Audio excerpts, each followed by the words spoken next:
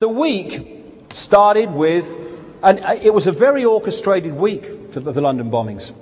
Started with Live 8. Yeah.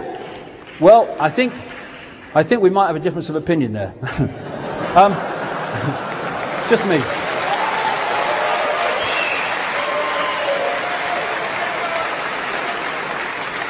You know, I've got great respect for what Bob Geldof did with Live 8 and all that stuff. But I do have a whiff of joining the club here, because Live 8 provided a cover and provided a almost heroic status for Tony Blair at the G8 summit, that he was pressing to help the people of Africa and the third world, the developing world, when he couldn't give a shit. He'd bomb them more than bloody help them. And I do see these famous people on stages, and good luck to them. But, you know, I do find it rather symbolic when the African bands are sent out to Cornwall and just go over there. You're right, we've sorted you out. We've had a few complaints, so you better have a place, because we are the centre of the show. And it was a way of bringing, almost diluting the protest. And maybe it's me, maybe I'm just a 60s guy who never kind of evolved, but I just find it, I find it a bit grotesque myself that rock singers are on first name terms and how are you with mass killers like George Bush and Tony Blair. It's just my view.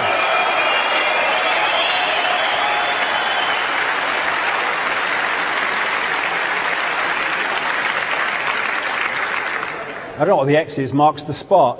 I mean, this is not one of the most effective photographs I've ever seen, I have to say. But the reason I've used it, because that was the feel of it. There was this coming together of those whose policies have destroyed and exploited Africa and other similar parts of the world, with those who are trying, they say, to help things. Well, they ain't going to help things by becoming part of the club. This sums it up. This is Catherine Bertini, Executive Director of the UN World Food Programme.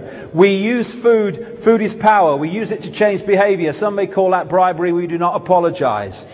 Empty bellies are much easier to manipulate. And we are being asked to believe that as a result of what was decided at the G8 summit, as a result of the protest, which was sod all, that this guy, Paul Wolfowitz, head of the World Bank, is going to have a transformation of personality and help people in these countries who have been mercilessly exploited for centuries. This is the man who was involved in a document that talked to developing biological weapons that can target specific genotypes. This may transform biological warfare from the realm of terror to a political useful tool. Come on, Bono, eh? Let's just have a look at this again, eh?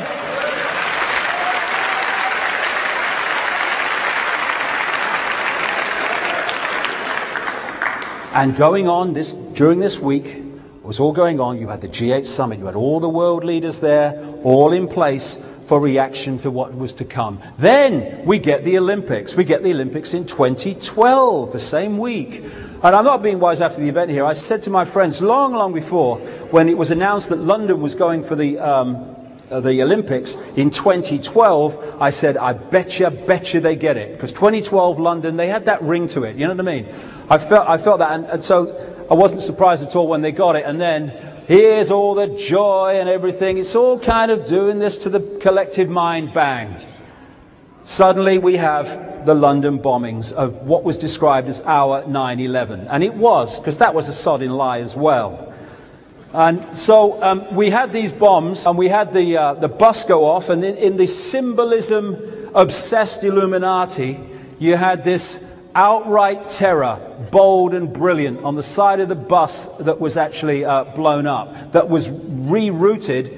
One of only two, according to a London transport man who spoke to me, that was rerouted as a result of the bombings, and one of them had a bomb in it. And of course, there they are, just there to react to it and say, this is more terrorism. We as a world community must react to this by taking away more freedoms and more stuff. And then you had this celebration afterwards of something to do with the military. What was it? The World War II and the veterans and stuff, true Brits and nation defiant, all fitted together perfectly. And all the pictures there, Prince Charles and all that stuff. And it was been blamed on 4 Islamic extremists. It's kind of funny that when you look at the background of so many of these people are Islamic extremists, they don't seem too extreme to me. And the background before they hit the papers, you know, they're described as decent people. And this is another lovely one. And make sure you get your identity cards to be found after the bombs go off. Oh, we didn't need to find them because they had all their things on them. This is Frank Gardner, BBC security correspondent. I do think it very strange that they were able to find these documents belonging to these bombers. Maybe they thought they were going to paradise, so it didn't really matter. But it allowed the police to trace where they came from very quickly. It was a strange thing to do. Yes, it was. I agree, Frank. And it's strange how Mohammed Attar did the same. Did you notice that? Left his bag. This is a Times of London report. Police had no need of DNA evidence to identify the suspected bombers, as the men were all carrying personal documents. It's as if they wanted their identities to be known, a police source said. No, they didn't, darling, but your bloody controllers did. One of the guys went for a Big Mac. Big Mac, please make it quick. We had ridiculously few surveillance pictures in a city surrounded by bloody surveillance cameras of these people. And then there are other things. The bombers brought round-trip train tickets and paid for long-term parking for 7 days. That makes sense. Why would they leave extra bombs, as someone asked, in their hire car for the police to find? Well, same reason they had all their papers on them. The 4 men looked, the police said, like happy hikers, laughing and joking. Well, maybe that's what they were. Maybe they weren't going to bomb people. Maybe someone else did it. They talked about the times of the trains that in the media that they were probably on. The times of the trains that were quoted were cancelled from Luton into London. And again, this is another common theme. They said one of the masterminds of the London bombings was this guy Aswat. Well, it turns out that he's connected to British intelligence, as this report in America revealed. And the Madrid bombings, the man accused of supplying the dynamite used in the Al-Qaeda train bombings in Madrid was in possession of the private telephone number of the head of Spain's Civil Guard bomb squad. If you look in this book, Alice in Wonderland and the World Trade Center disaster, there are many connections between people like Attar and the American intelligence network.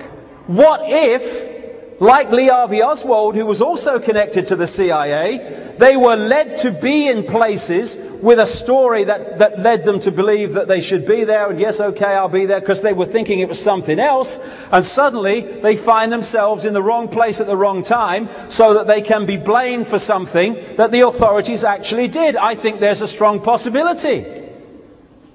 Benjamin Netanyahu, massively connected to the neocons in America. He was in London. He got a warning not to go to a hotel where he was going to give a speech near where one of the bombs went off before it went off. And then there's this guy, Halevi, former head of Mossad. He wrote an article for the Jerusalem Post on the day of the London bombings. And he wrote this: the multiple simultaneous explosions that took place today on the London transportation system were the work of perpetrators who had an operational capacity of considerable scope. And then he goes on to talk about it. Now hold on a second. He wrote this article on the morning of the London bombings. On the day of the London bombings, and for some days afterwards, the London police were not saying the bombings were simultaneous. They were saying they happened over a period of about 50 minutes. How does the former head of Mossad on the day know that they were multiple simultaneous explosions? Because he bloody knew about it. Because these intelligence agencies are connected in the web. Then there's this guy Bruce Layton, and he's not alone in what he said. He was quoted in the Cambridge Evening News, who used what he said here in the body of the article when it should have been in the first paragraph and the headline. He was in one of these tube trains right next to the bomb when it went off. And he said, the policeman said, after it happened and they were coming round, the policeman said, mind that hole, that's where the bomb was. The metal was pushed upwards as if the bomb was underneath the train. They seem to think the bomb was left in a bag, but I don't remember anyone being where the bomb was or any bag. And of course there's those strange things when stations were shut and lines were closed in that area in the hour or so before the bombings happened. 9/11, same thing. No investigation. Oh no, we're not having an investigation, because the investigation might find out the truth tone. We don't want that.